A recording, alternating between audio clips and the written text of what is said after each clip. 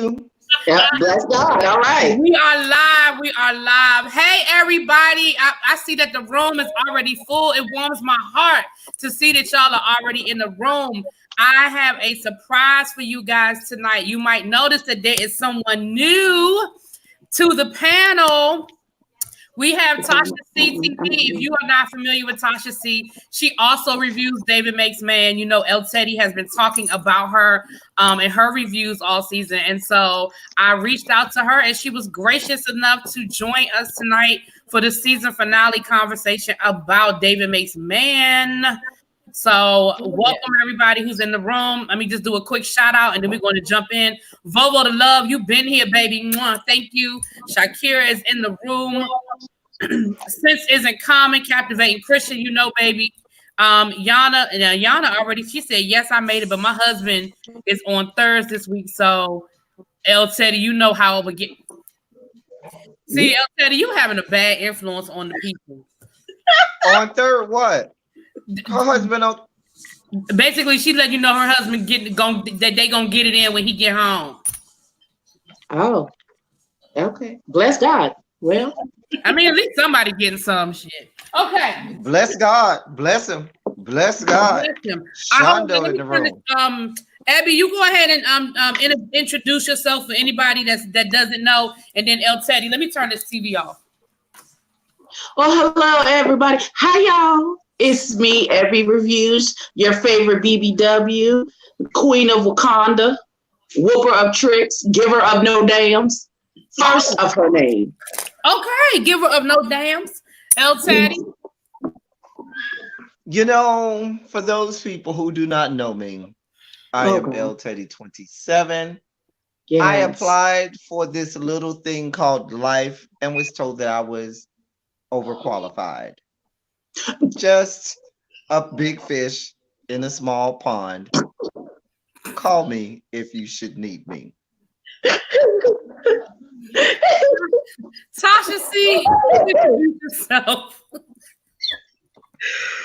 What's up, y'all? It's me, Tasha C, and I just want to say hi to everybody. Panel, I was honored and delighted by ReallyBTV. We got to touch to the gram, to the DMs.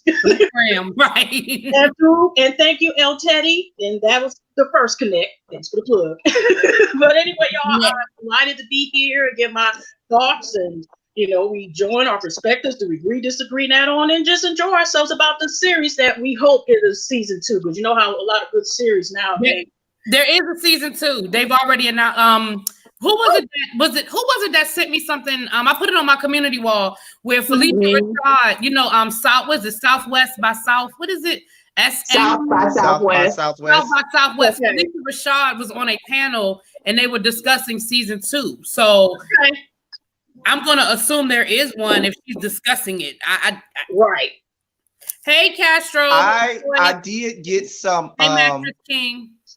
I did get some comment, and I had forgot even before season 1 started. I had forgot that I had saw some of the commentary and some of the interviews and things about this show, and they had already said that there was going to be a season 2 before season 1 started. And how I knew was, and I was right in my review, Shinobi's character is going to be much more prevalent in season 2. Because he's from England, and he's a big time actor over there. He talked about how his role is going to be much bigger in season 2, and I had totally forgot about that before. How the hell you forget that? Listen, it's a long time ago. The aggression, Jesus.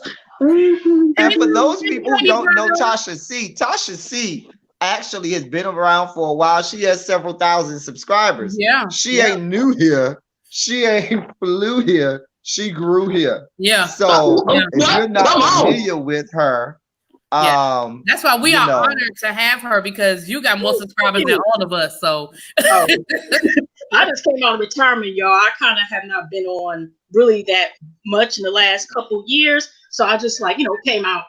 I retired basically out of, came back to I did the same thing, Tasha. I did the same thing. So Yeah, El Teddy, they done pulled him out of retirement too, honey. They yeah. they think he knew here. He got to remind the girls. I've been here. This is my second time around the sun. Okay.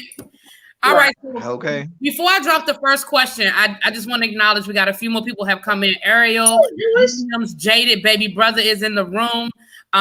Hey Jaded. Hey Ariel. Everybody in the chat. Hey little baby. Is Tasha C. Is Captivating Christian in the chat? Yes, he is. He's driving, Hey, so sis. he'll be in later. Castro. Yeah. Yeah. He Hey Yana. Hey Mattress King. Vovo.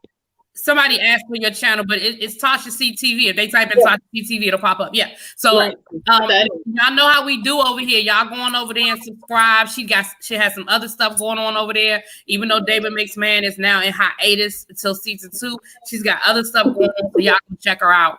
So let's just jump right into this. This is the season finale. Let's go step by step. Let's start at the beginning. We start off with, we get the full story of what happened the day that Sky was killed. We get all the pieces are put into place.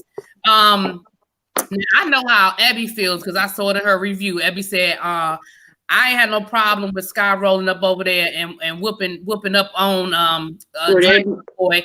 And she said, tag me in. But do you guys feel like his reaction, was it an overreaction?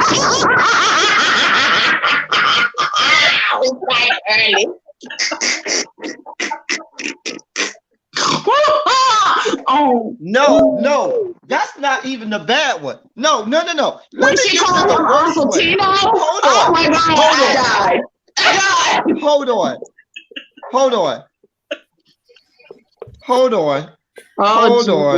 Oh, fix that. Thank you.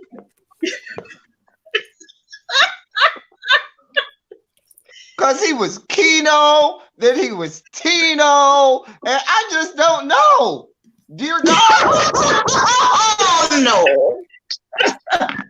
Oh, so you got you one. Oh, that's what you got? But wait, out in the immortal words of one in the immortal words of one this is just what happens, boo. JG. Oh, like no. JG said. Like JG said, okay. In the immortal words of JG. Anyway, okay. Back to the story. Do you think that Sky overreacted, or do you think his reaction was justified in what he did when he put his paws on his son? I want to talk about this as the one XY chromosome on the panel. Okay. And a native Miamian. That is typical. And I'm not just going to say that's Miami. That's just a man thing. That's a man thing. Ain't got nothing to do with When a young man gets out of pocket and the daddy come around, he got to put the 1s and 2s on him. Sometimes it got to be 2 to the head, 3 to the body. Ain't no such thing as getting the belt, because that ain't going to do a whole lot. You have to establish dominance sometimes and remind him, now you done got out of order. And talking is not going to do anything for him. So I thought he was justified, because when he rolled up in there because the thing about it is Ray, say it with me, really be Ray said, didn't even really acknowledge it. He didn't even so much as look up from the video game when Sky came in there. He was just like, oh, okay, like that's just one of his homeboys or something like that. Or like it was just a regular day. He didn't even try to say, oh, my bad, that, or try to apologize or be apologetic at all. He was just like, well, it's just another day. I need a chance to calm down before you get a chance to calm down. Like he would, he needed to get. There was no fear. There was no healthy fear of his daddy. No, because they had continually let him do whatever he wanted since he got here. So he's spoiled, so he don't know no better. I mean, that's all he knows is I get what I want. There's no consequences to my actions. There never has been consequences to my actions. So why should there be consequences now? What you tripping for? I'm going to get the car fixed. He doesn't understand that. He didn't even have a job. Phone call, he didn't have a job. Right. A phone call saying your child has been in a car accident. Mm-hmm. And you have to come to the house now. Will send you into absolute panic. So when he came in the door, he was panicked like something had happened to him, like he was hurt. I don't think he got any more information than your child has been in an accident. Right. And that's it. Not the car is fine, not he is fine, nothing. My mother knows to preface things. Okay, everything is fine, but this is what happened. He didn't get that. All he got was your child is in an accident. So when he came through the door, he was expecting any gamut of scenarios that has run through his head between when he got that call and when he walked through the door. So when he comes to the door in a panic, thinking, oh my God, my baby's been in an accident, and you see this little ungrateful nigga playing Mario Kart on the damn TV like ain't nothing happened, and nonchalant in the fact that you just wrecked your car. Damn right. I'm giving you, like the LTEC said, 2 to the head, 3 to the body. I don't understand. You need to understand there are consequences to your actions. Hello, I am the consequence to this action. Come get this ass whooping. Exactly. Right. Tasha, how you feel? You agree? You have a different perspective on it? I agree, because the thing is, based on the information that we've seen in the show, Ray is a spoiled ass, all caps. And so when this dad came in, the first thing we hear about car accidents, all of us been in one or know somebody close has been in one or whatever. When you hear a car accident, you think of damage. Is somebody, in the hospital? Dead? Alive? Is they breathing? Can they walk? Did they lose a lung? Something, okay? So the fact is, the father's coming in like something happened to my baby. Because for what we got that's the only child Sky had is Ray. Mm-hmm. And so Ray, that's the only child he got. Right. Okay, I'm sorry. So when he comes in and we see Ray his particular self, and that's probably how he's been doing. If they can go further into the story about Ray's background, whatever. Right. All you see is Ray's like this. Okay, Grand Theft Auto or whatever the hell he was playing on there. And he's like, okay, whatever, I messed up the car, whatever. I'll just get it fixed, get makeup, put some more damn paint on and get on about my business. Mm-hmm. He didn't even care. And he wasn't concerned, not even looking like, he didn't even apologize, like, I'm sorry, Dad, because remember, it was like the second episode we got introduced to Uncle Ty, I can mess with his name up too, and Desmond with his Jamaican accent. He even said he was speed racing and stuff like that. So it wasn't something he caused. You know what I mean? Because he was drag racing and all that stuff. Yeah, it was his. Yeah. Mm-hmm. So he was the one who caused this, accident and being irresponsible. And he's used to being responsible. And you see when the daddy beat his ass was about to stuff him right into the earth's core, and the mom comes in. What's the first thing his mom was holding? He was like this. His response was just childish. I'm gonna tell my uncle. Right. Like a child, because he's used to getting his way. His mama be like this. Don't hurt him. So who knows how many times they did that? It's probably why they broke up. You know what I mean? But that's how the response is. He's used to being nurtured under his mom's bosom and just keep on going. So no, his ass need to be beat. That's probably 15 years of ass beating that Sky probably did to him that day. That probably, yeah, you're right. It was probably years. It was probably years of an ass whooping. Okay, so do y'all feel like when? Can we back up though? Oh Lord, yeah. Because we skipped that whole, and I think that was very important. The first part with Shinobi and Sky. Okay. That first part, and I think that really set a whole lot of things in motion. That conversation between, and I always, y'all know I do this on my reviews. I always have to bring in the, what I call, things that brings it on back home. That is if you go over anybody's house on the weekend for breakfast, they either making boiled fish and grits, or they making salmon croquettes in a black house in Miami. It's one of the two: boiled fish and grits with Johnny cakes, like you from Bahamas, straight out of Bahamas, or salmon croquettes. So that and Terrell Alvin McCraney always does that, tries to pay homage to Miami, but that conversation set a whole thing in motion with Shinobi. It began to explain a whole lot about Shinobi. And it was so poignant when Abby, in your review, you said nobody ever chose Shinobi. And I didn't think about it until I saw it in your review. And I said, wow, because Shinobi was looking to Sky for validation. He was looking for acceptance from Sky. And Sky wasn't really seeing it for Shinobi. Sky was like, okay, why are you here? You should be with your family. And Shinobi was like, well, I am with my family. And Sky was like, no, you need to be with your family. And so he was reaching out to Sky, and Sky never really reached back for him. And you saw every time this episode when he reached out to someone, because you could tell even when he went to Desmond, if he was truly working with Desmond. And when we talked to, and when we saw when he got with Desmond, what did Desmond do? Desmond beat him down. When he went to Miss Elijah rejected him. So this whole episode, and I think that's why last episode we kept seeing Willie Earl, Willie Derek, Willie David, Willie D, okay, kept on looking at him because he felt like, oh my God, I've done to Willie Derek what people have continued to do to me. Okay, that was deep. Okay. But I did, Abby, when I saw your review, when you said that, I said the same thing. I was like, wow, nobody ever chose him. I was like, yeah, I felt that.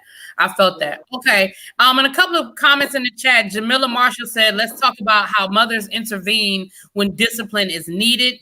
And then she used the example from Power, Tasha, and Tariq. So yeah, I mean, we know that unfortunately, mothers tend to coddle. What they say, mothers raise girls, and what is the saying? How does the saying go?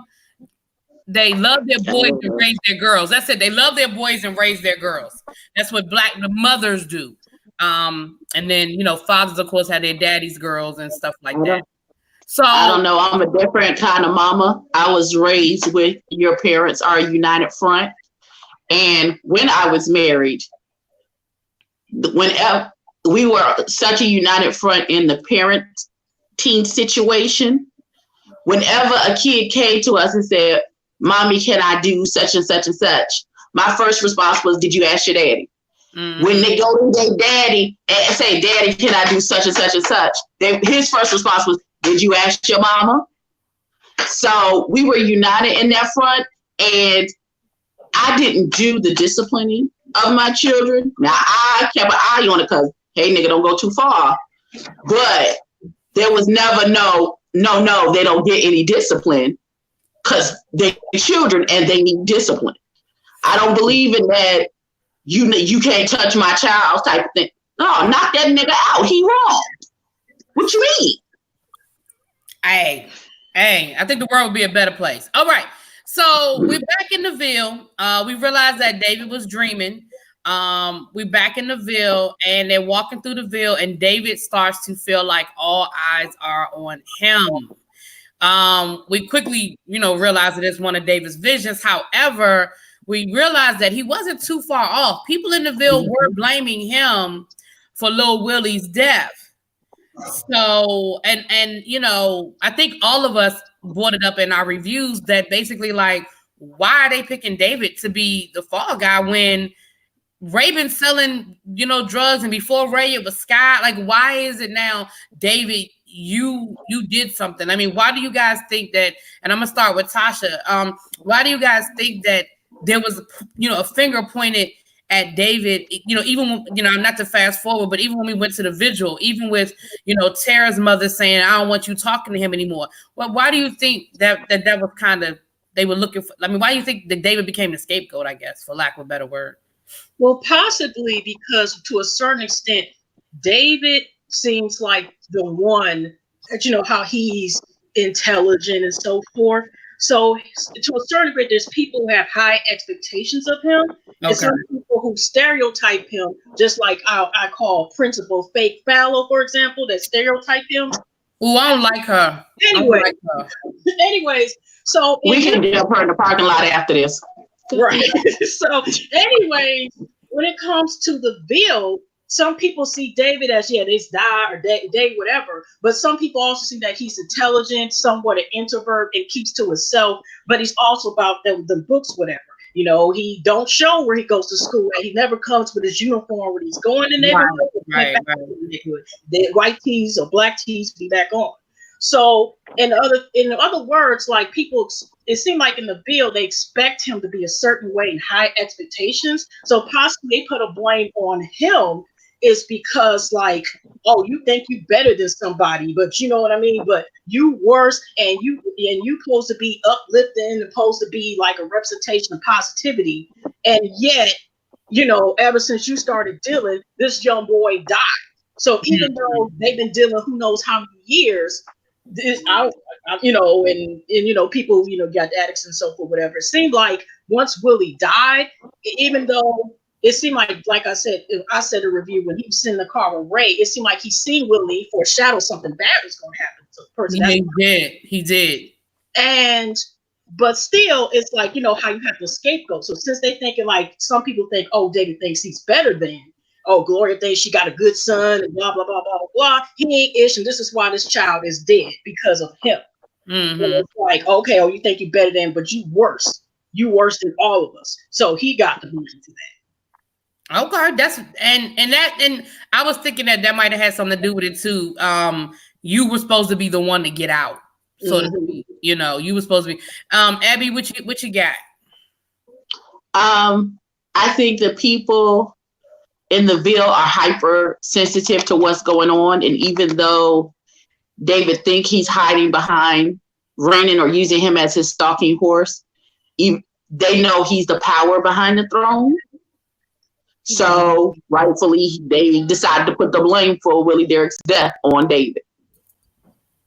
I think that's just what it is. Like people, you know, what's really down with the get down when you live in and out every day in that area.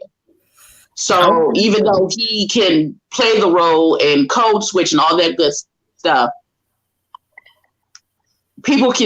some people can see everybody. You can't fool everybody all the time. Yeah. So they were like, well, it's David was Sky's boy, and they even put some association with Ray to David, and they know David is smart. So they know that can have something to do with what's going on. So they're using him as a convenient scapegoat, because some people know he's the power behind the throne, and some people are just like, he's an anomaly, he's the different one, blame the different one. And I'm gonna come to you, El Teddy, but I'm sure too that people notice that he's moving different. You know, at the beginning of the season, he would go all the way around the back to avoid Ray and them, and now all of a sudden he hanging out with them. So I'm sure people also notice that as well. El Teddy? I'm totally in another different spectrum. For me, this is one, and y'all know I like to pick out like flaws in the writing that I see. This is one of those flaws in the writing for me, only because it's been so much drugs being sold in the Ville for how long? Before David even came along. Hell, all the moms, like David said, your mom was over here buying drugs. She blaming me for something. Right. Like, I was like, and with that being said, and I grew up in the hood where it was drugs sold all around me. Across the street from me was 2 crack houses. Across the street from me, and my good friend Jewel stayed, they stayed directly in front of them, and on each side of their house was a freaking crack house. Okay. Poor baby. So my point is this: when you grow up in that environment, people come and go and die, and little kids get shot all the time. And not that, and to a certain degree, you almost get desensitized to it. Now, you certainly, even if it is one of those ones, because every now and again there does come one that, you know, the community kind of, you know, galvanizes around, and they say, you know, but even if that's the case, when the blame start getting placed, it's with the people who are literally on the corners, on the block, hand to hand. Those are people that usually get the blame. Nothing about even with David changing his movement and deciding to hang around them. David is not one of the ones that is hand to hand, giving the drugs. David is not seen by anybody doing the inner workings of the drug game. Not that he's not. So I'm like, wait a minute, where's this judgment? And that's why I agree with Tasha C. I think a lot of this judgment was more so toward maybe David's mama than to David. Because I do think David's mom might have had this air about her of the, oh, well, my son is going to be this. My son go, because they know he goes to another school. My son don't go to the neighborhood school with all y'all kids. And so I think that there might have been more of that, the parents' judgment on the glow being passed on to David and not the other way around. Because I just don't see how all of a sudden David is the reason for all it. I was like, I don't buy it. Okay, so I want to acknowledge in the chat. I want to acknowledge in the chat somebody feels you know I'm gonna say her name wrong. Ty Hager. That is a new drug because the prescription drugs and that it was such an influx with, they were running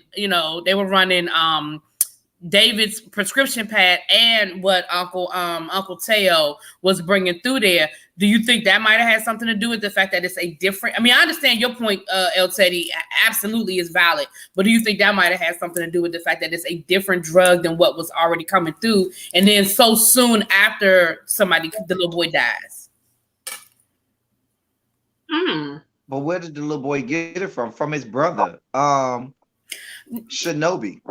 So all this blaming of David did not give it to the little boy like David told him in the little meeting. I ain't give him that. That came from Shinobi, and y'all blaming David. And his brother is one of the biggest drug dealers in the whole Ville. Yeah.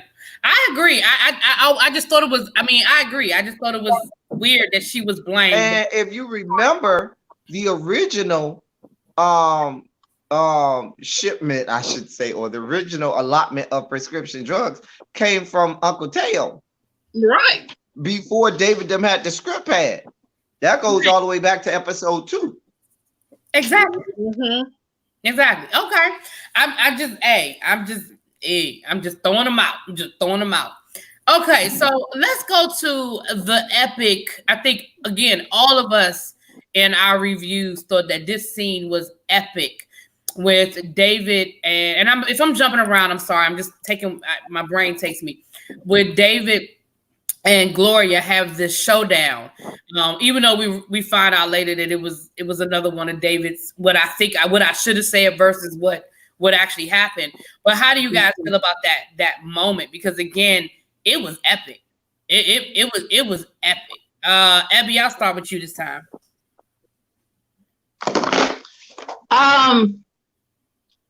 First of all, Gloria make my head hurt. I told y'all she been getting never see it for Glow. You always hating on Glow. Get up off Glow. I done told y'all that hoe been high since she lost her job. Yeah, oh no, she not high. She just acting like a mama. No, she was manic. She was manic and then she was on a nod. She was manic and then she was on a nod. The girl was high. She was high the whole time. Y'all tell her no, she not high. She child, please. She took them drugs from that man at the drugstore. That's what happened. At the end of the episode, you know how they left it up in the air? Well, now we got her answer. She been getting high since then. Well, we know she high now. Now, first of all, let me just say now, me and the elder would have never had that conversation because the first time it even looked like I was going to raise my voice, my whole lips would have been snatched off of my face. Well, let's start there. But David, at no point, because at no point would that be okay. I don't care if she getting high in front of me. You're not going to be disrespectful. This my house, nigga. We not going to do that. But this is the conversation where if it actually happened, I don't think they would have been able to recover from. I really don't. Yeah, David would have been on the street. Yeah. Like literally, like Dundada. Now David's on the street. Now what? Yeah. Tasha, how you feel about that scene?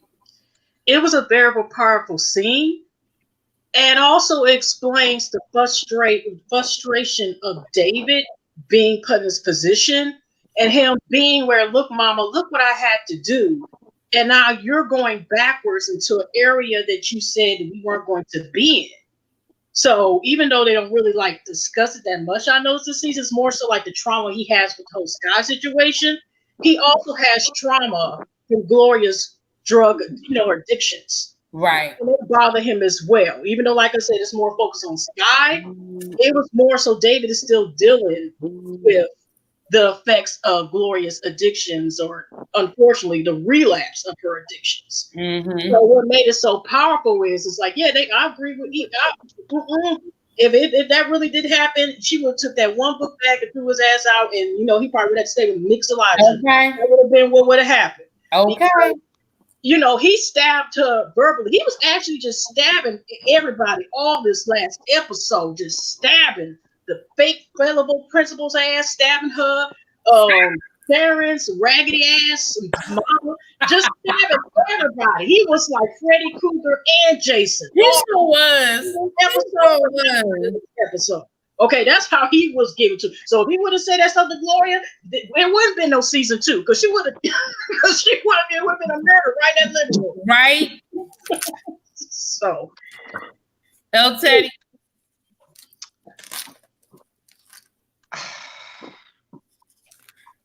Well, definitely.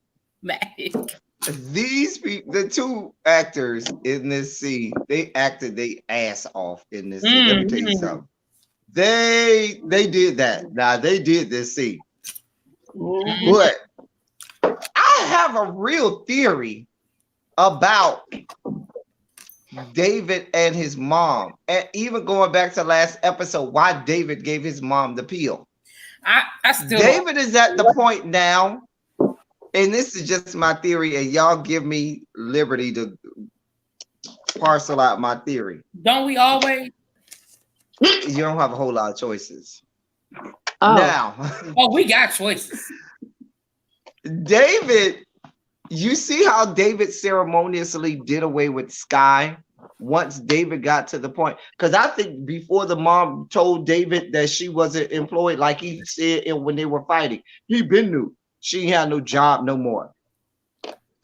And when David is at the point now where he realizes that his mom doesn't have a job, there's no income, and now he is responsible for taking on the lion's share of caring for this household, he knows that his only outlet right now is the drug game, which is why a couple episodes he ceremoniously did away with Sky, because he knew Sky was going to be someone that was always going to be trying to tell him to not go into the drug game. A sober Gloria is also going to constantly be doing everything to keep David out of that life. And so when David last episode, when Gloria is going through it, he knew his mom was vulnerable. He knew his mom was at, her wits end, and she was right there at the cusp. He sent her over because that was a part of the plan. A strung out Glow means that David has autonomy. David can go sell drugs, be the kingpin, and do everything he wants. Sky is out of the way. Sober Glow is out of the way. She ain't got no job. She can't make it happen. Even when she do got a job, she barely making ends meet. So David's going to do what? Remember at the beginning of the episode, he took that money out the from underneath the bed and everything. That was last episode. So my point was, I think that he needed it subconsciously. He was getting all of that stuff out so he could vent and get it out of the way. So it was all in the air, because now I think that he's going to be full steam ahead into being kingpin, and Gloria being strung out on drugs is a part of the whole plan. Because if we know Gloria, you can tell by the way David is raised. Sober, she's a good parent. She ain't with that. Because David is always respectful of her, no matter what she does. And I talked about that in previous episodes. So I think that this is a part of David. Y'all know David is always thinking 8 steps ahead, and we only thought 2 to 3 steps ahead. We're gonna be thinking way ahead of the game. And I really believe, and I could be wrong, but I think that making sure that his mom, because you see, when the mom said, you got another one of them aspirin, he could have said, no, I ain't got nothing. But what did he do? I only got one. And we knew he had more than just one. We knew that. But what is it? You got the little carrot. You give him just a little. That's how you got to do a crackhead. You got to give him just a little bit so they keep coming back for more. That's actually deep. But that's just my theory on it. Never thought of that. Outside of that argument being epic, I thought it was his way of getting it all out, inventing and just getting it all out at one time. Because now that I've dealt with that and done with that, it's over. Yeah. And Ali Smith in the chat, you are absolutely correct. Gloria, by her not being strong enough, I guess, in this moment of potential weakness, it's definitely opening up these doors. But that is actually pretty deep. I never thought of that, El Teddy, because you're right. When Gloria is sober, she is all about her business. The kids going to school. She's staying right for them. That's actually pretty deep. So something that came up, I know in my review, I know in El Teddy's review, I can't remember Abby and Tasha, but chess, not checkers. David has been playing chess this whole damn season. Oh, yeah. Everything, every move he makes is calculated. It is well thought out. He already knows the end, or at least he thinks he knows the end before he makes his move.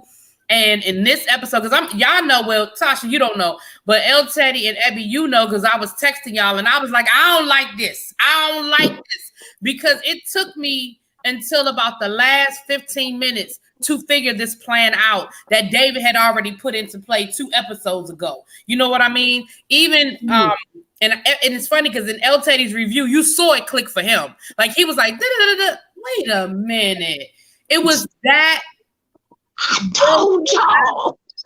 You know, this plan that this boy came up with to bring to get the people he wanted to get, and at least for right now, clear the people he was trying to clear, and everybody walked away, for the exception of light-skinned boy.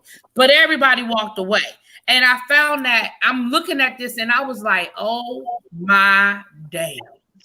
I mean, this boy was playing chess the whole damn game. Oh, yeah. I need a sign that said, I told you.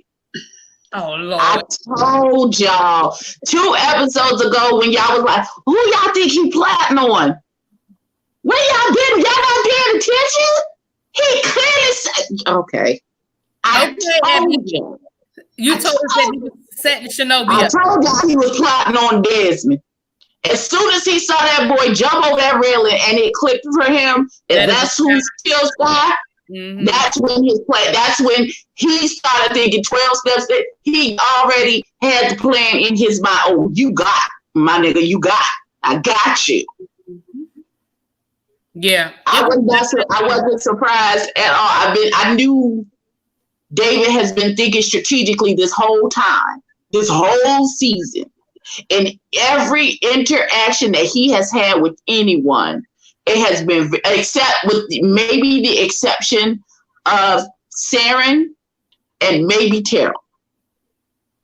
Every other interaction with an adult or someone from the VO, every interaction has been very thought out and methodical on his end on how he wanted it to go. Mm-hmm. Tasha, did you see? Because I know I was looking at your review and you were like, oh, this don't make, because you were doing what I was doing. But did you did it all end up clicking for you, this whole plan that this boy had in place? That he calculated all of this. it's kind of like we're seeing, like, a whole puzzle piece, and we're starting to see like the pieces being put in that was missing. But it's something like I had to think about click in. It's just like the same thing is when they go in more detail about how does Saren get down there, who is Saren with, and so forth, and Tampa. How, because remember that was a plan too, and they haven't showed yet the connection between Eliza yet, and how Eliza, Star / Saren, and David planned that.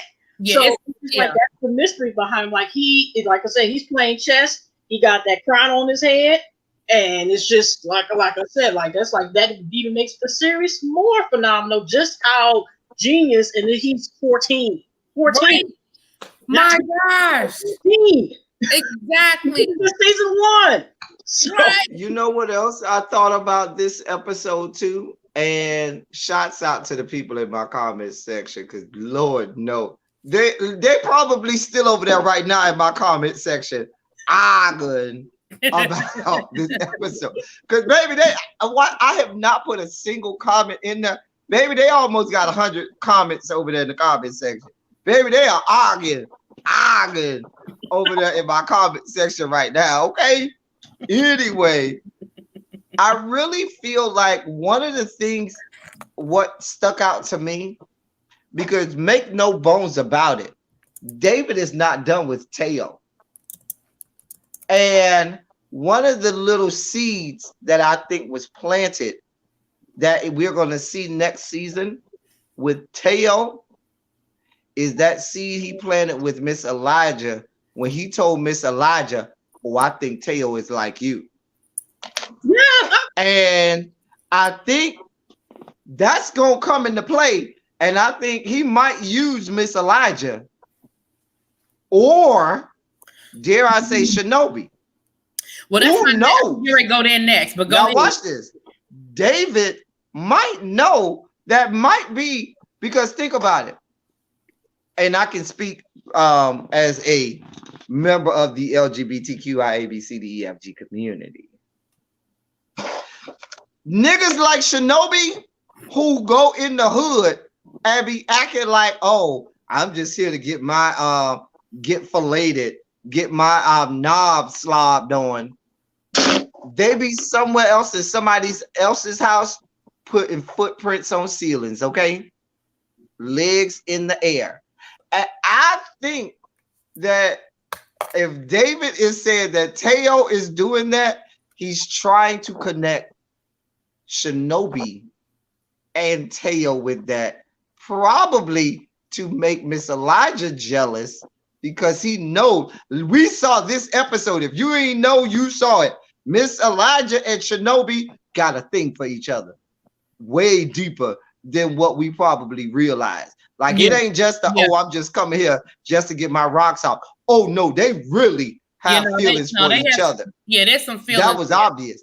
And so I think that looking forward, not probably them going too far ahead, I think that David is already thinking that out, because why else would he plant that seed into the head of Miss Elijah? I was trying to think, well, what would be the purpose? Because Miss Elijah said, oh, you clocking people now? What would be the purpose of him mentioning that about Teo? Because we already knew that about Shinobi. The whole Ville know about Shinobi. That's the best unkept secret in the Ville. The worst kept secret in the Ville, right? Tasha, because that was actually gonna be my next question. That's my next is Miss Elijah and Shinobi, and that well, first of all, the fact that David talked Miss Elijah into setting Shinobi up, because that's what that script was with. He used Teo's number, and that's how Teo was alerted from the pharmacy, and he was like, because that's what he said to Shinobi. He said, "Did you really think you were going to use my number and nobody was going to tell me?" That the number they used was the number that, and it alerted Teo. So the fact that Miss Elijah, and she knew what she was doing, that's why that moment was so powerful. And when he walked away, she started crying, because I'm sure it was I don't even know if I'm gonna ever see you again moment. You know what I mean? So, Tasha, how you feel about that whole Miss Elijah Shinobi piece? Oh, well, it really showed like the feelings that they have, and it's beyond just Nobi getting his sash sucked and taken care of by Miss Elijah. Right. And I would love to see the backstory about how Miss Elijah, because Miss Elijah be catching on, just like with Sarah, knowing like either like knowing Sarah's trying to discover herself, or knew that he was in a dangerous household, and helping him let him know like my door's open, door's closed. So I would love to see the backstory of how Nobi, or how he would Elijah know that Nobi, Nobi was ready to get some calm and always got calm in the process. But looking for some calm. We see like how he interact with Sky and stuff. I could see like them having a talk, and Nobi just want to show him to cry on this stuff and talk and vent about how nobody wants me and stuff. And then Miss Elijah come on ahead and be like, you know what? You are love, baby. You are something special. I'm just seeing the dynamics of it all.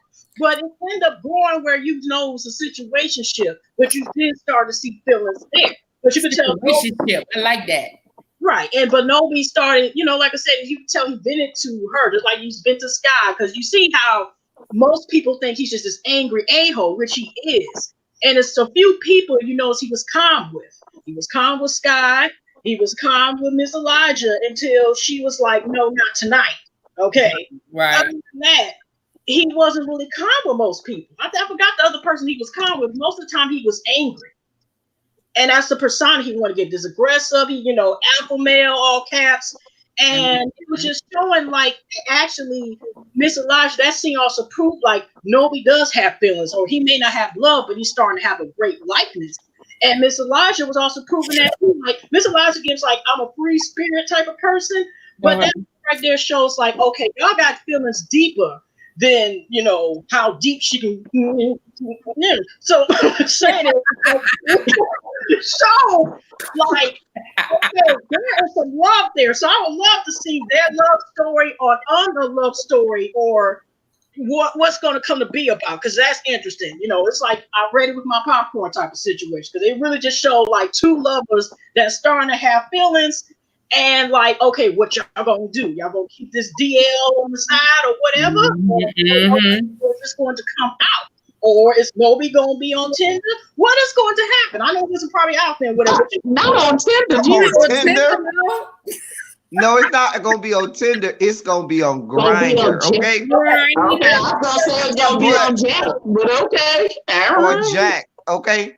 But I will say this, and I know every got to go. This whole episode, my heart really went out to Shinobi from the very beginning. I really felt so bad for Shinobi, even when Uncle Teo came out. My heart went, because I felt like Shinobi, like Nobi really was trying to get out, and in his attempt to try to get out, he got caught up. And he was just a pawn in this whole situation. So I feel like he's going to probably, spiral out of control next season. He's going to spiral. Ooh, that's going to be a storm they don't want. Well, I think, next season, I think Teo is going to be on some other stuff. Like, I think that he going to come back. First of all, they not going to know whatever. I think he going to move in silence. Whatever he doing, they not even going to know it's him. It's just gonna be sabotage, and they're not gonna know where it's coming from. We'll get to predictions in a minute. Hold on, I only have like 2 more questions, and then we'll get to predictions. Abby, how you feel about the Miss Elijah Shinobi breakdown? The breakdown of I just want somebody to choose Shinobi. That's it. But I want him to be somebody's person. Like he breaks because he's real cute. He is real cute. I would choose him. I'm here for Shinobi. No, I'm here for him. I told you, face tattoos, they don't do it for me. I cannot. I'm here for him. If you've exercised such poor judgment as to let someone put permanent ink on your face, we really probably don't have nothing. I'm here for him. I can be the intellectual. I'll let him be hood. I can be the intellectual. Anyway. I just want. Somebody said he was dead. I was watching somebody's. I don't know who. He's dead.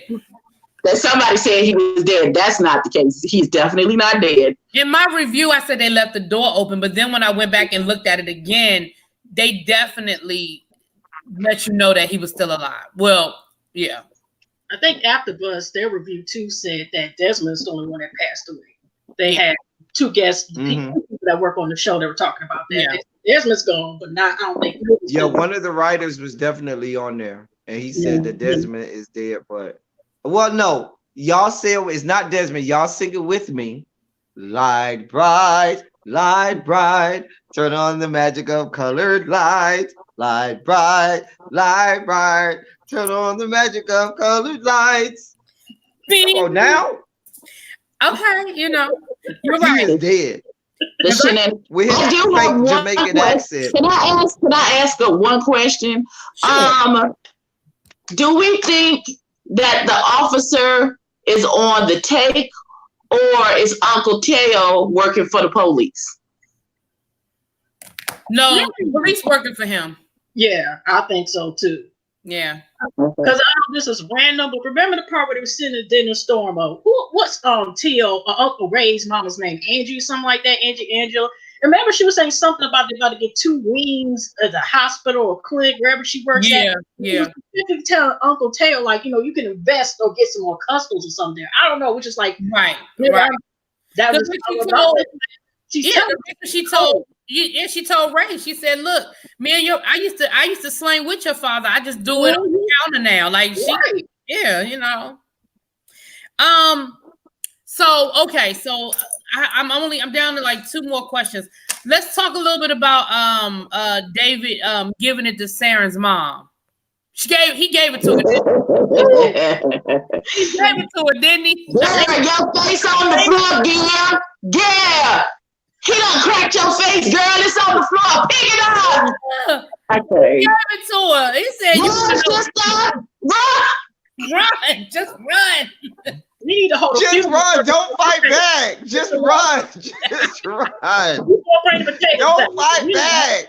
Just run. Right, Tasha. They just need to, they just need to hashtag orange shirt. If you don't know what that is, I can't explain it to you. You won't get it. Yeah.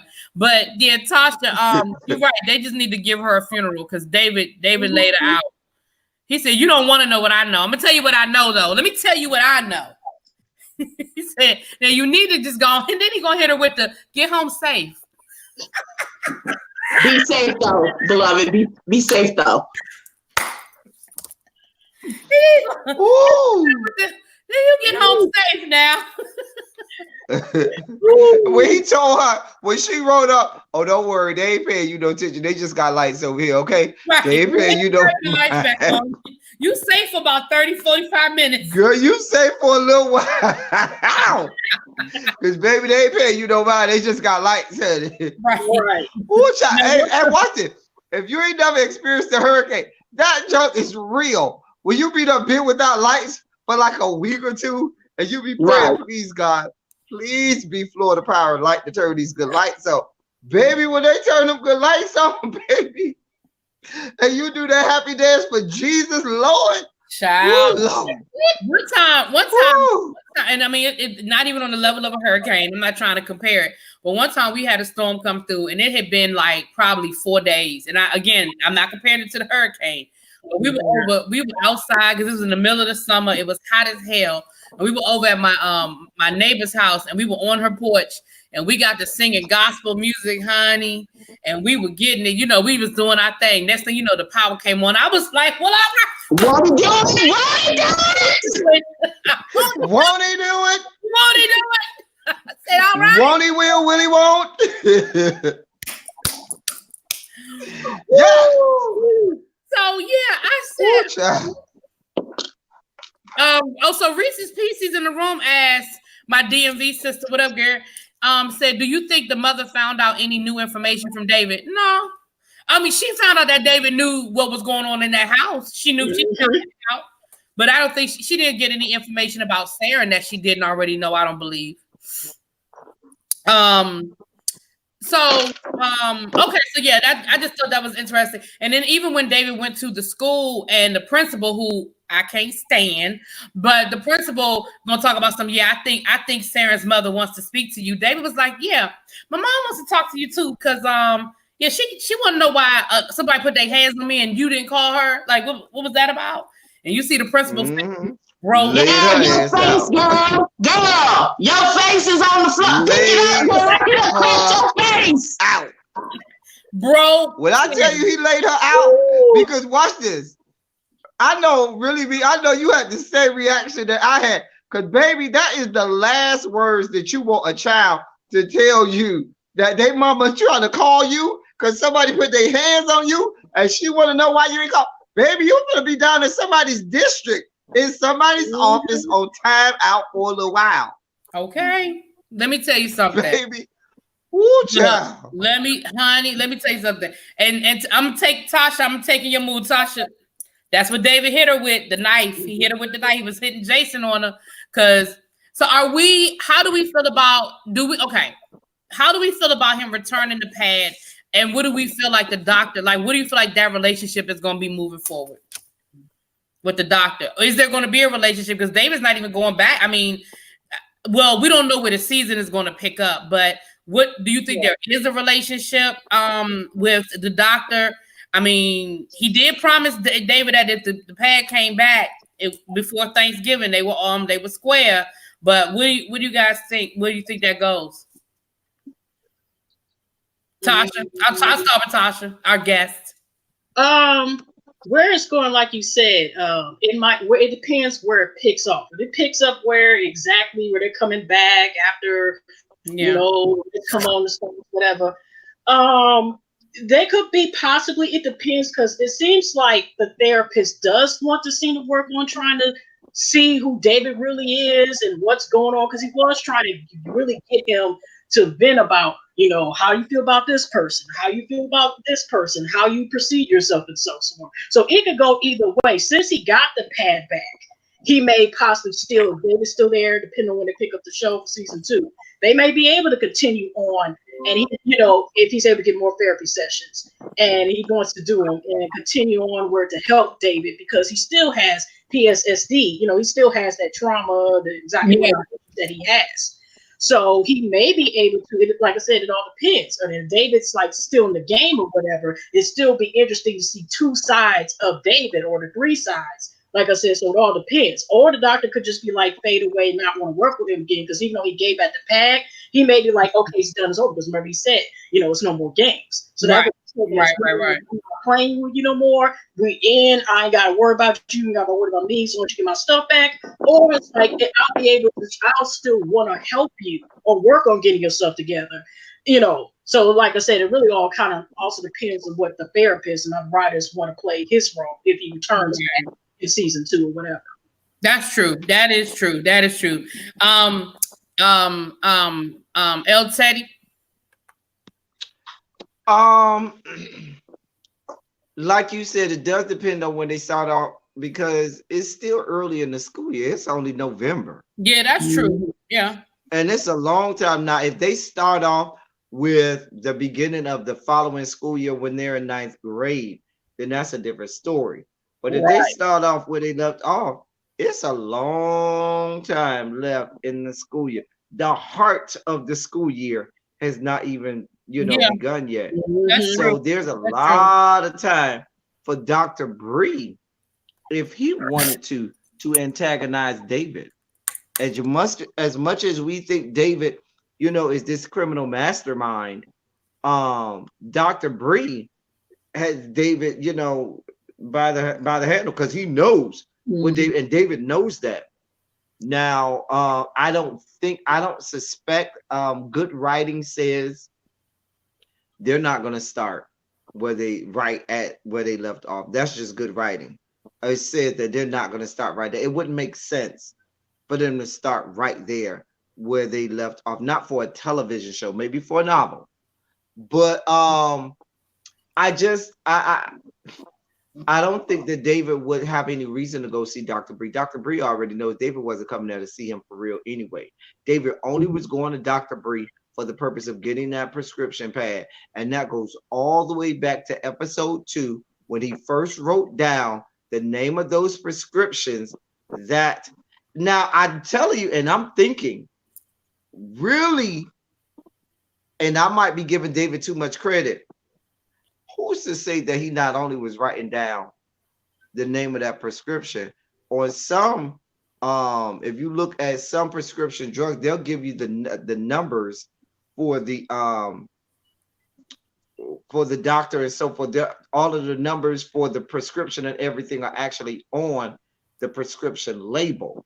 You understand what I'm saying? Now, I'm not saying that there was a prescription label on one of those, but I'm just really thinking way too deep into it. No, they were sampled, so I don't think they would be. Well, no, somebody brought that up in the room and said that because the doctor's RX number is on the prescription, and they can easily trace all of those prescriptions back to the doctor at the school, and that's what somebody in the chat said about that last. But I'm going back to Teo because we know Teo has a number.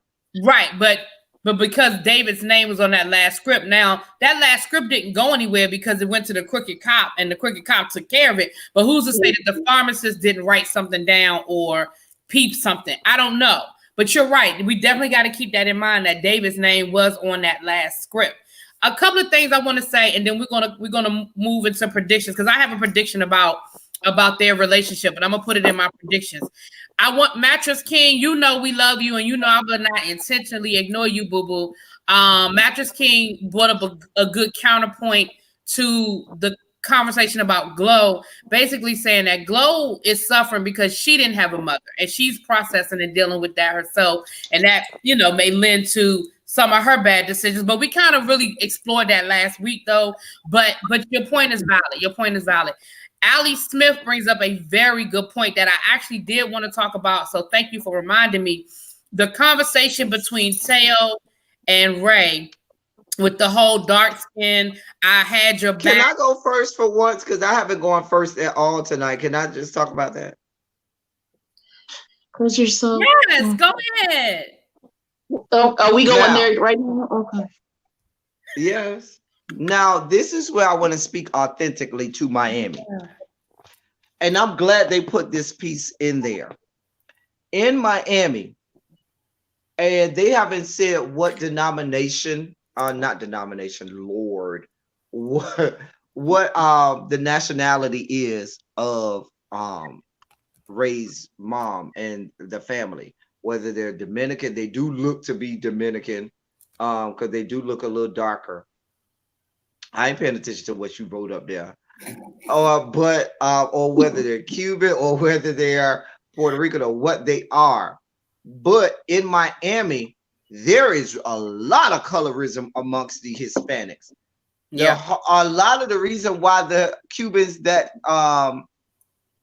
left Cuba for Miami, they were the white Cubans, because they didn't see it for Fidel Castro, because Fidel Castro told them that I respect the black Cubans or the Afro Cubans as much as I respect the white Cubans. And they did not like that. And they knew America was a place that did not see it for black people. And they wanted to escape to America to get away from Castro, who treated black Afro Cubans just as good as he treated the white Cubans. Now, in Miami, most Cubans align themselves with the Republican Party for that reason. Right. This is a huge thing in Miami. The Cuban population does not see it for black people at all. And it makes sense that here Teo is Hispanic. He's grown up in a family where most of them may have been fairer skinned and lighter skinned. So there would have been real mistreatment to him as, one of the ones that was negrito, as they call it in Miami, with the Hispanic or darker skin. And with his sister having sex with this drug dealer who's black and have a child that was real black. Now, I don't know how much that was good casting, because that wasn't such good casting, because between his mom and Sky, I know Sky is dark, but Ray is a little too dark to be a mixture of Sky and his mama. I'm just gonna put that out there. That was a good casting, but I'm gonna just leave that there. We just gonna let that ride out. But we don't know what the rest of her family look like. Yeah, but I did notice that at the dinner table last week, how light his mother was compared to the uncle. I did peep that. I mean, I didn't think it would become a conversation, but I did peep that. I was like, hey, did that scene hit you any kind of way, Abby or Tasha? Abby, you want to go first? I thought it was sweet. It explained why Teo had such a affinity for Raiden, and why he allows Raiden all of these shenanigans and foolishness, and he still doesn't. He just lets it all ride, and he just takes care of it. Yeah. I don't think that's a help to him in any way, to Raiden to be a good person in any way, shape, or form. It's nice that he has this avenging angel who's looking out for him. However, it's to his detriment at this point. And it also explains why he went to the extreme when on him. Why he went to the extreme of, now, was Desmond supposed to kill Sky, or was Desmond supposed to just scare the hell out of Sky? Was he supposed to kill him? Oh, well, he was supposed to kill Sky. Okay. Tasha, the colorism question. I'm sorry, I kind of went left for a second. How did that scene kind of hit you with that moment? It was a bittersweet moment, considering like colorism is something that we deal with. Yeah. You know what I mean? And I've been accused of being a colorist for the last 3-4 weeks, so because I don't like OG, so I must just die. I'm a colorist because I don't like OG, but that's another show, another review. I'm sorry. Go ahead. I'm sorry.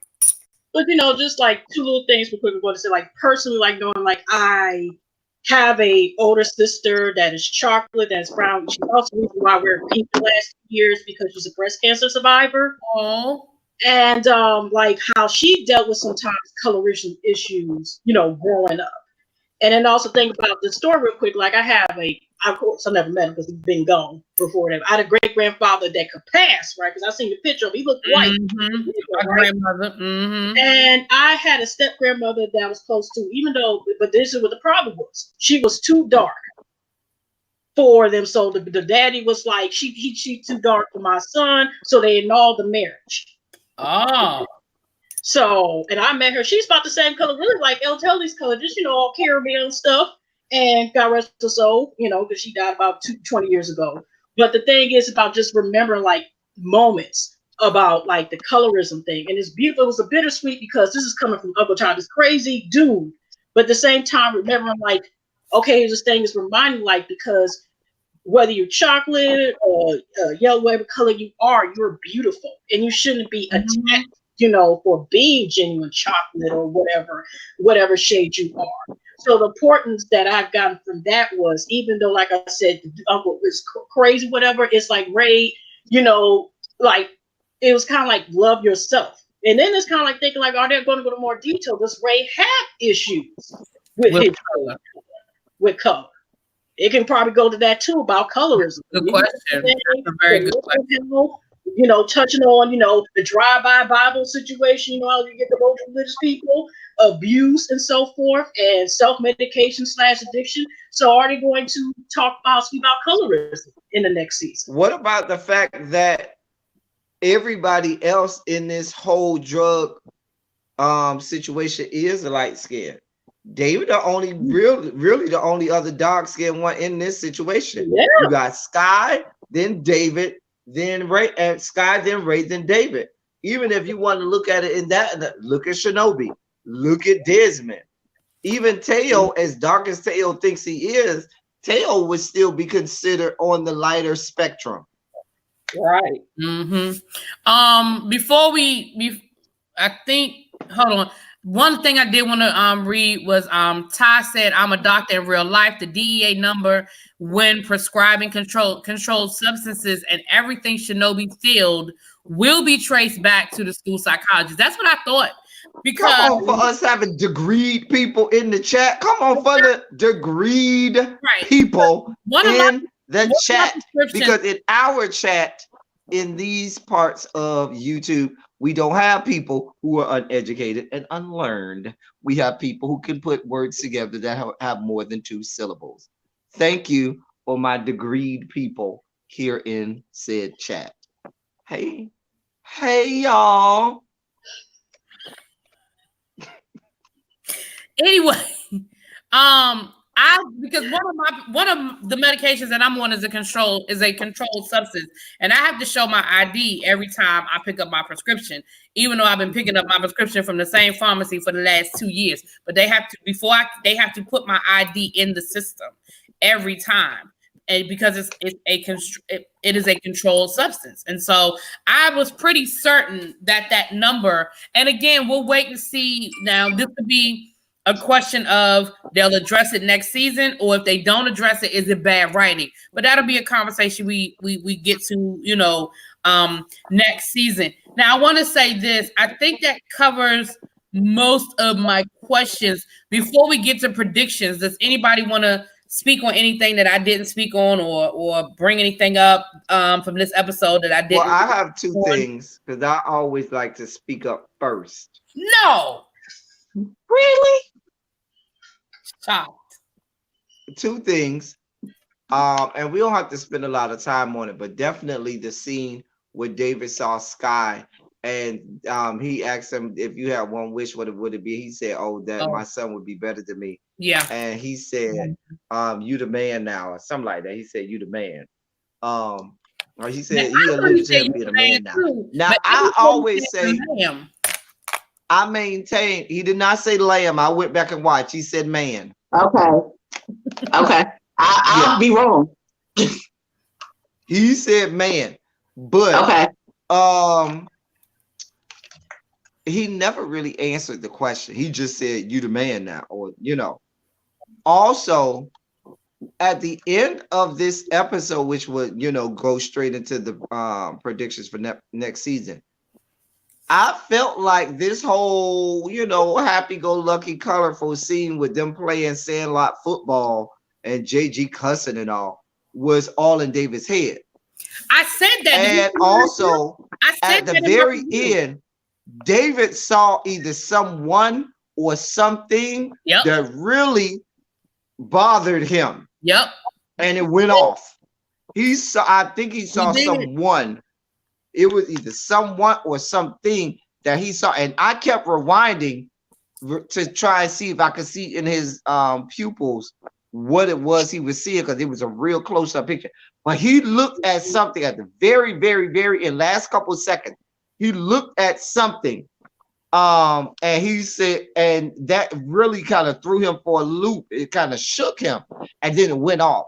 And I kept rewinding, seeing if I could see in his pupil, because you could see something that he was looking at. Yeah, I saw that too. And if you saw my review, I said that. I said every time David comes out of one of his little visions, it's a noise. It's this noise that they make. Nah, I didn't hear the noise. I was listening for the noise because I heard you talk about the noise. It's like a high-pitched whine. Yeah, it's a very subtle thing. It's not like major, but it's like it's like that transition that lets you know this is a dream and he's coming out of it. And that is what happened at the end of the episode, when he was sitting there leaning back and looking at the kids playing, and the birds was chirping, and Mary Poppins was flying through the sky. Everything was great down in the Ville. And then and like you said, he saw something, and then you heard that noise. And I'm like, now how much of this is a dream or a vision? I couldn't tell you. But I do think that last little scene, I think, was a vision. And I think that's how season 2 is going to pick up,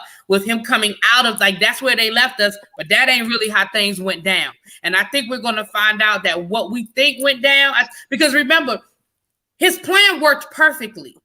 And at the end of the day, yes, he was playing chess, but he's still 14 years old. And for the plan to work perfectly and go and everything to be so neatly tied up in a pretty little bow, yeah, I don't know if I believe that that's how it really went down. You know what I'm saying? What you think? Any last comments, Tasha, before we get to predictions? Anything we didn't really touch on or that you want to bring up? That was pretty much El Teddy kind of like answered that question, because it ends where it's open-ended. And his face, I can't really describe it because, cinematography, I don't know much about film like that. But his face, it was like at least 5 times his face kept fading. And he's looking at the audience, us. Yeah. And he kept getting like distorted and it's faded. And it seemed like his pupils a little dilated. Yeah, something happened. something happened, or unless he was having another hallucination or something. It's something went there, and we won't find out until next season. And we don't know, like I said, if all that was just, like El Teddy said, like it could have been all some type of vision, or just like having one of his happy moments. The same thing Gloria was doing, especially we've seen the episode 4, that same tune out, and sometimes they see something positive, but it still is not reality. So, it's something there. Abby, anything you want to add we didn't touch on from the season finale? I just want to say, are we so conditioned that even when we have good time syndrome, that even when things are good, we're still waiting for the other shoe to drop? Yeah. Like it just absolutely. It's not even about being conditioned, Abby. That's what storytelling is. You learn in literature, if you don't have conflict, you don't have a plot. And if you do not have a plot, you do not have a story. And thus, by the transitive property, if you don't have conflict, you do not have a story. You have to have conflict to have a plot, and you must have a plot to have a story. So am I expecting everything to go well? No, because I wouldn't be watching. Think about it. Your favorite shows, you must have somebody who you are vehemently rooting against, someone who you hate with every fiber of your soul. OG. Fill in Tariq from. I was gonna say the same thing. Fill in Tariq from. Not Empire. Damn. Power. They say okay. It's a big rich town. Yeah.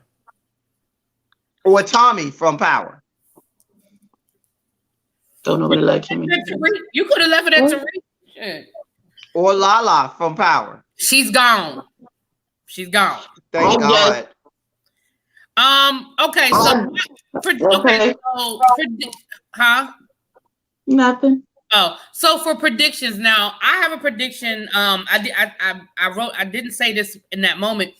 I think that David and the doctor from the school, I think that they will, if their relationship can be fixed, I think it'll be fixed surrounding Saren, because he knows that David knows more than what he's saying. Well, everybody knows David knows more than what he's saying, but I think that they tentatively, like walking on eggshells, but tentatively may start building something over how we're going to help. Because I think we're going to find out that Saren is not living in La La Land either. And Saren is going to need help, and they're going to have to figure out how to get his ass back home. I just think that something going to go on with that. Welcome back, Boo.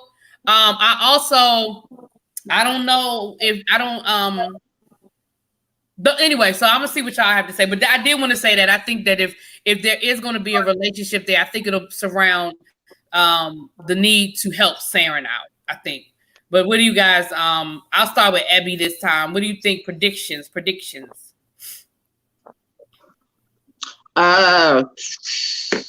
There's so many ways that this could go. I know it's they left doors open. I think Shinobi is coming back, and he has an art with David because he knew he got set up. Mm-hmm. I think Gloria is going to further deteriorate into her addiction. Yeah, she is. It's going to get bad. It is. It's going to get bad to the point where maybe some authorities are called in, and there may be some removal, or David may end up in a completely different, like a foster situation, which would then add another layer on to everything else that's going on. It can happen. It's known to happen. Yeah. I'm just saying. Yeah. El Teddy, and then we will let our guest have the last word. El Teddy. One prediction that I have that we have not touched on at all. Last episode at the beginning with that that funeral scene. Remember, it started off with with Willie Derrick, and it switched to JG. Yeah, that's true. I think that was a bit of foreshadowing because we already know JG is a whole ass thug already. Yes, he at is. the age that he is. And I think that what's going to end up happening is David is going to end up finding out that JG is more of a thug than he is. And if he doesn't allow JG into the drug game, JG is going to find his way into it, whether or not he wants him to. Yeah, I think that's one of my predictions. One of my other predictions is that congressman that Felicia Rashad's character, Dr. Woods Trap, introduced is going to play another important part. David is going to end up being like him, in that Dr. Woods Trap is going to end up regretting doing for David like she regrets doing for that congressman. That is another prediction of mine.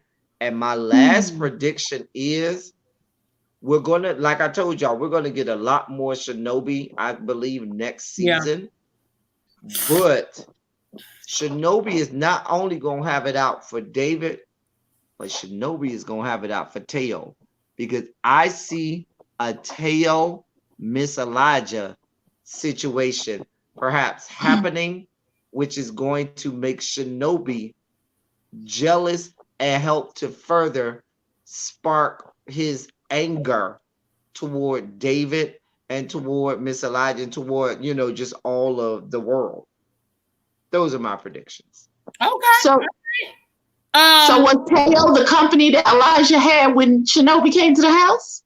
I don't think anybody was there. Now, I definitely don't think anybody was there. That was just a part of the plan that David had. Right. Okay.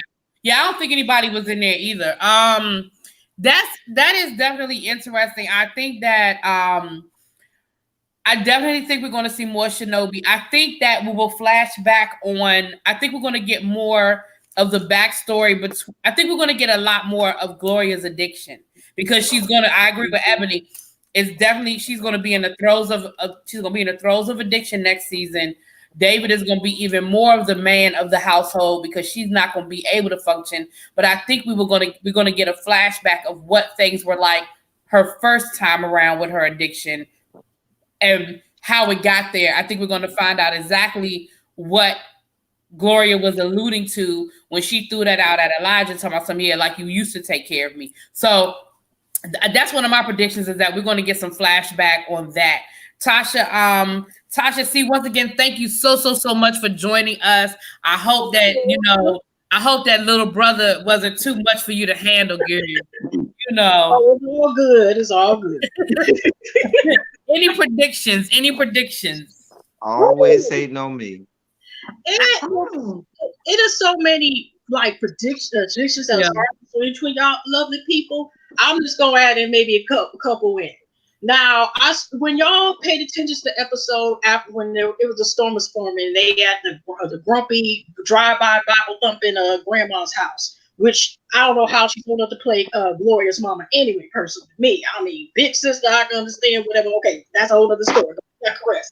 But what I noticed is I always call her Miss Hurt You because that the renter lady, I'll probably say her last name because she always try to hurt somebody. So I call her Miss Hurt You, right? Right. So what I wanted to bring up is her at the end, her and Miss Elijah were playing cards and they were pretty nice. And we seen a softer side when they came back to the store, how she was nice to JG as well. So it wasn't picking on Gloria, even though she could have, and was seeing probably the effects she's seen before because I don't know how long they've been at the bill. But it might be more possibly a backstory of her. Because remember, her T cells, we seen the medicine, remember mix a lot of tea in the Halloween episode that we see her take medication. And remember also Gloria, I think, said in the episode where they're talking about Richie had 3 kids. So I was curious, are they going to get backstory why she is so bitter and how did she get, obviously HIV positive. Was it was cheating up with her partner, blood transfusion going wrong. That could be a possible prediction. Also another prediction is like saying like how David has to balance out trying to be the man of the house and still wherever school that he ends up going to, trying to still present himself as like he's the poster board of excellence. So how he's going to be able to balance this out, possibly a kingpin. I mean, I still think he's going to do way better. Tyreek, so sorry ass in power, but it's just interesting.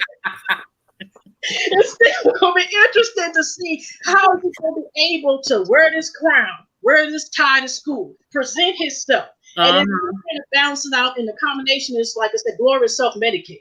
And also to see, like, how is David still going to deal with the trauma just because Gloria's already unfortunately self-medicating again. And I think the last straw, remember she said the episode, her hip was bothering her still. So she was giving hints possibly to David that she was probably going to go back, taking care of the pain. Yeah. And the last straw was her mama / really big sister, like, come on, y'all, with this damn casting. But anyway, still, confrontation with her mama.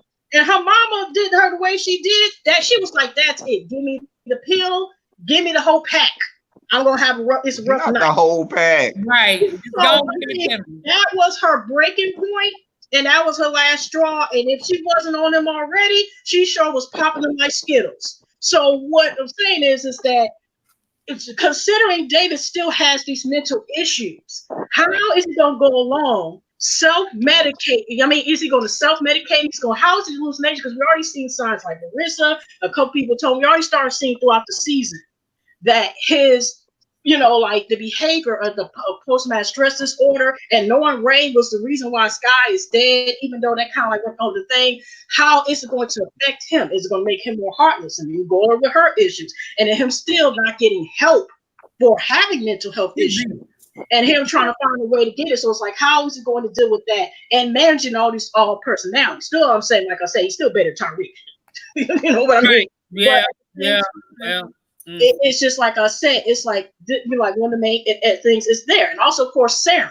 Like, there also has to be back to, like, how is Saren, where is he at? And, like, how to get, because, is he selling his body? I think he's selling his body. Yeah, and that's messed up too. And it's almost like, what's interesting that it's sad, but it's so common is that here you had Gloria was still a comfort background, being abused in an over religious background. And guess what the connection was? Saren came from abusive, is dealing also with sexual abuse and physical abuse and verbal abuse background as well. So, but both of them are two different people, but both of them had, like I said, came from this background of being in an abusive environment. Being violated, not just by rape. It's bad enough when you were violated or molested as is, but it's even worse when it's supposed to be somebody's supposed to be protector. You got the stepdaddy, that asshole Ray's raggedy ass Ray up here hurting the baby. Then you got the mom, like, I like black penis, but I don't like black men's ass, who up there violating. Okay. Oh, Mendigo men, I like to call it. So anyway, you got that as well. And then you got, of course, the more situation is that the man up there got 20% chromosomes of half that DNA. Okay? That DNA. Okay, that DNA. I'm telling you you got a whole Precious. You got Precious Part 2 in this whole series because you got the mama walking in and seeing her baby violated, making excuses and stuff. So here's the common pattern is how mental health issues and abuse is swept under the rug and how people deal with it based on I can't. And anything else. So we're just gonna see how much is it going to continue on, and just like Gloria and Saren being like more the characters, because both of them had dealt with the same situations in terms like the abuse, and here they have these protectors that are predators with masks. So that's what we're saying. They might deal with. You're supposed to love me. I don't understand. Oh God. And how people deal with that. So like I said, I don't know if they're going to go more. I mean, hate you as far as stuff, but I love to meet her background and so forth. And David, like I said, balancing is still juggling. He's still up there, but he's still probably going to be still stabbing somebody with Jason or not, because that mouth is going to get more sharp. David. Can I just say how y'all let Tasha C go on for 10 minutes But if I go on for 2 minutes, y'all ready to mute my microphone. I just want the record to show. She is a guest in our house. Do not do that. We don't act out in front of company, El Teddy. Exactly. What? Exactly. First of all, she is a guest. But did you see how calm she explained her point? She wasn't, and I don't want to say it one more time. And da-da-da-da. See, that's a difference, El Teddy. It's a difference. It's a difference for real. We like you though. Okay. I just want the chat to notate how I am being Let treated. the record reflect. Let the chat tell y'all how. So, Tasha, I want to thank you so much. And I hope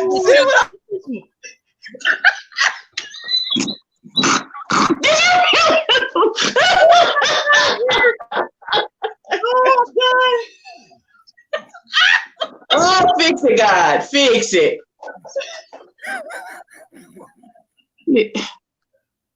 You right, LT. You right. You right. You right, boo. Wait a minute. Captivate Christian put hashtag on shirt. Run, sister. Don't like that. Tasha, I'm sorry. We normally have to mute El Teddy at least once a week. And so I just had to mute him because at least once a week we got to mute him. Anyway.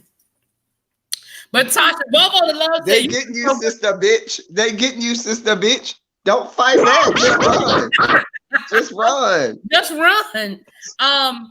But Bobo the Love, one of our faithful followers, said that you broke that all the way down. Ali Smith just said that you are giving up substance.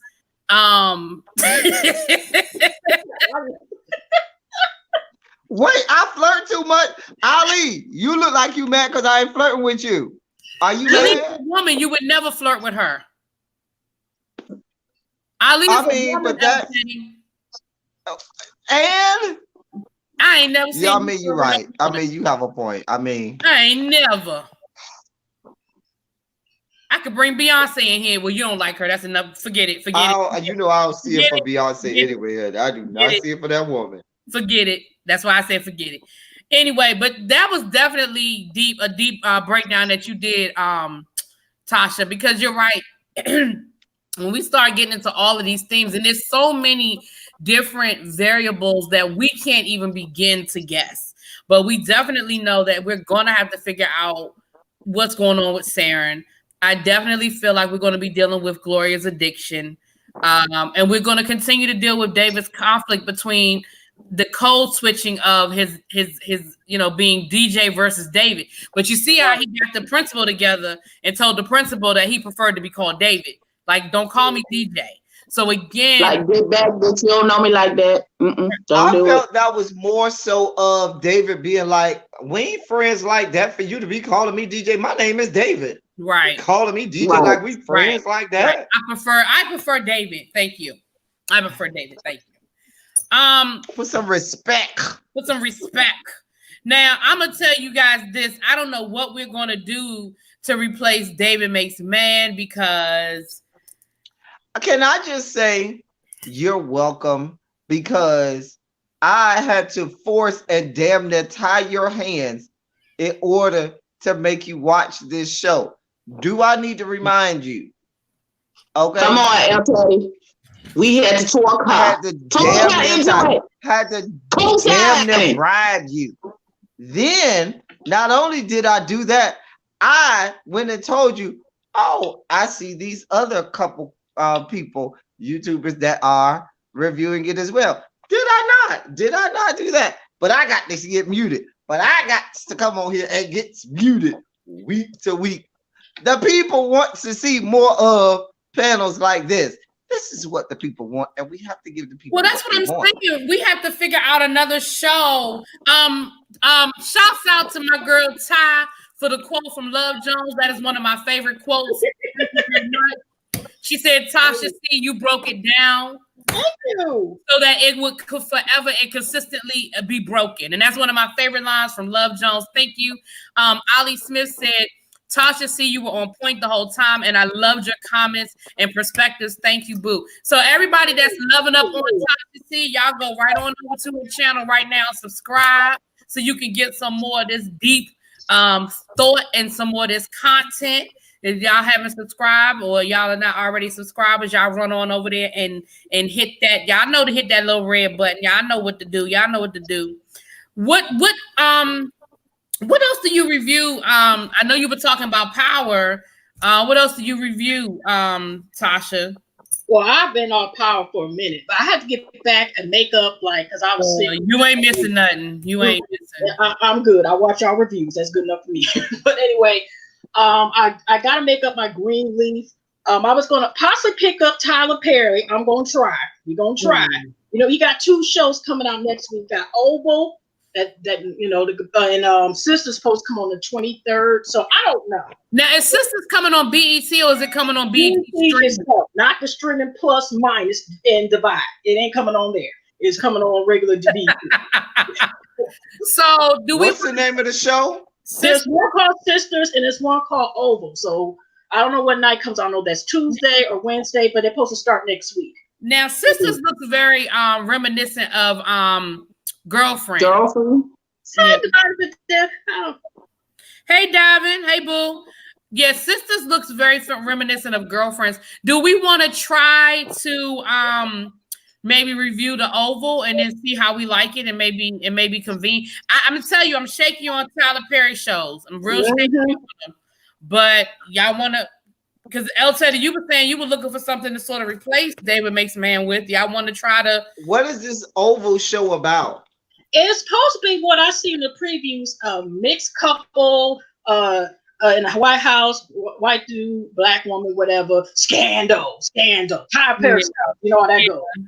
That's only a little part, and then they had a little one about sisters, and like I said, looked like 3 Tyler Perry films together. So we don't, you know, based on the preview. So it ain't that much, but it's like when we need to test and say we want to watch it, you know, it's up in the air because this is Tyler Perry. I would hate to do it like I did Love and Hip Hop Hollywood this season, where I basically had to walk off the set when I was in the middle of taping my damn review. I'm in the middle of taping the damn review and just had to walk off set because I was so angered by the tomfoolery. I'll go watch the previews this weekend and I'll see what it's about because I haven't heard of it. My chat has told me to review All American, which I know is on. I think this coming Monday will be episode 3, so I'll binge watch that and maybe put some reviews out this weekend. Season 1 was everything. Yeah, it was really good. I gotta binge watch that then. Season 1 is available on Netflix. Season 1. Me and the babe watched it this summer. East Bayou said, "I love y'all, but I'm gonna pass on Tyler Perry." I mean, it's hard for me and Tyler Perry, y'all. You know, I'm telling you, I'm real shaky with Tyler Perry. Like, I don't know, y'all. Well, what about Ambitions, y'all? Does any of y'all watch Ambitions? I do. Ooh, and it's coming back. And never Trump. I ain't gonna lie. For 10 minutes, I stopped watching it, but I think about being watching it and probably giving the second chance. I'm gonna be honest with you. I liked it from the beginning, and I did review it, and I'm anticipating when it comes back in November. I wasn't expecting it to come back this soon, but it's coming back November the 3rd. So everybody is like, no.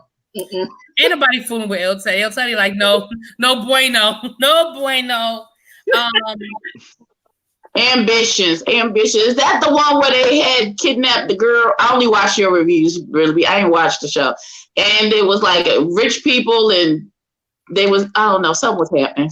I mean, if y'all can give me a show with some cute men in there, I'm all here for it. Where's Kevin? But if y'all can give me a show to review with some cute men's, maybe we can do. I'll watch it. Maybe we can do Greenleaf for the next 3 weeks because I think it's only 3 more weeks left in Greenleaf season. Yeah, I gotta make up like those. Where is Kevin? Yeah, where is the money? That's the better question. Where is the money? Hell. Oh, the money that Clarissa with Clarissa and oh boy. Non-bill paying asses and still ain't got no damn money. I don't understand.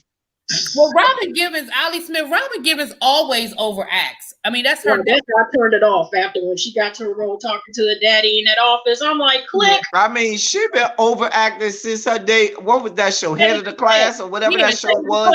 Overacting. Way back in the late 80s, early 90s. Was it Head of the Class? That's why. Yes. Class. It was I love that show. Daughter and all them these little smart little kids. You know, I remember her from. And remember Sparks and Sparks show.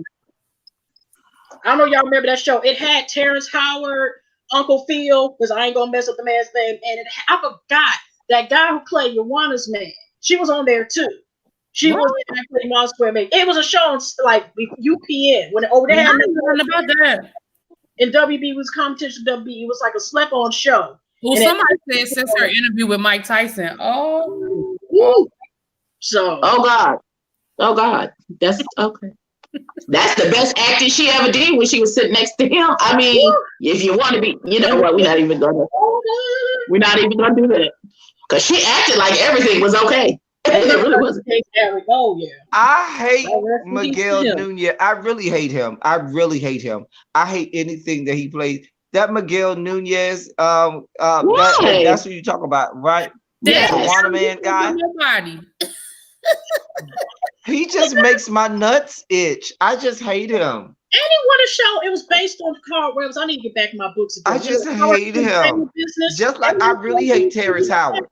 My hatred for Terrence Howard is my hatred for all men who are challenged in the pelvic region. So that's why I hate Terrence. Tasha, what were you saying, Tasha? Oh, I was just saying, like, it was Carl Weber's, oh yeah, so-called Family Business, and I seen it. Family Business, yeah. I haven't read the books yet, anyway, but I don't know if it's still on or not.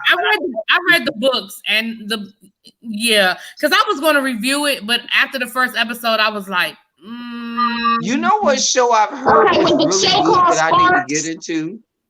Yeah, people have told me a lot about Saints and Sinners. They lowered off the going through Sparks. Excuse me, Dad. Anybody seen that show, Saints and Sinners? I don't have the it comes on a channel I don't have. Yeah. Whatever cable channel it comes on, I don't have. Yeah. I've heard a lot about, I mean, there's always Showbox and stuff like that. Oh, is that the grandbaby? Hey, cute. Is that the grandbaby? Oh. Oh, look at is that your son's baby? Oh. Oh, that's your daughter's baby. You on mute, baby. We can't hear you. You on mute. She done muted herself because I ain't muted. This is my daughter's son. This is my daughter's son. My son doesn't have any kids. Is it your oldest son, oldest child, your son? Yes. How old is he now? He'll be 25 in January. I need to see a good picture of this 25-year-old. Praise God. Oh Lord, let me go to Abby's Instagram so I can see this good son. Praise God. Do Jesus. Do him well. Look, we can hold on. They say that you can get Saints and Sinners on the Bounce app, and that's free. So okay, I can check it out. So I'm gonna you guys, y'all know how we do it on Friday night. I'm gonna go ahead and shut this down. I'll probably come back on live and just shoot the shit. Before you shut it down, though, I just want to say thank you to all of the members of the subscribers and all of the people that are in the chats that comment. I just have to say I really miss my boy Dami. I don't know where Dami is. Dami is usually always here for the David Makes Man. He's one of our biggest cheerleaders, always in the chat. He wasn't in the gentleman's panel chat either. I hope he's okay. And so I just want to shout out to Dami. I'll hit him up on Instagram, but I just want to say shouts out to him because he's one of our biggest cheerleaders. He's always promoting our panels to the actual actors that actually act in the show. Shouts out to, I had one of the writers for the show that watches my reviews, and he's in the chat room. Shouts out to Achille McDowell, the actor that plays David, who also reached out to me on Instagram and said that he watches my reviews. So shouts out to the writers, the directors, the actors, the stage crew people, lighting, cameraman, all of the people. Oprah and the OWN Network, Terrell Alvin McCraney, Lita Rashawn, Felicia Rashad, Michael B. Jordan, and all of the people who are responsible for bringing this great cinematic event to us for this season. We are looking forward to season 2, and I just wanted to put that out there. I know the people likes to see us come on this panel and do what we do each week. So I wanted to say thank you all for coming and watching us and enjoying what we do. You all make it happen, because I'm sure ReallyBTV is here for the click and the view to make her a good coin. And baby, you know, y'all come and watch, and so we're grateful. Don't do that. And that's all I have. Anyway, I'm gonna shut this down, y'all. I'll be back in about 10 minutes. If you are not anybody in the chat, make sure you you click that subscribe button for El Teddy, for Tasha C, and for Ebby Reviews. We don't know what we're gonna review next, but we will definitely keep doing panels, because I like doing the panels, talking about the different shows and shooting off of each other. So we'll definitely do that. And thank you guys again. And I'll be back in about, I don't know, 5 minutes. All right. Peace. All right, y'all take care. Thanks, nice people.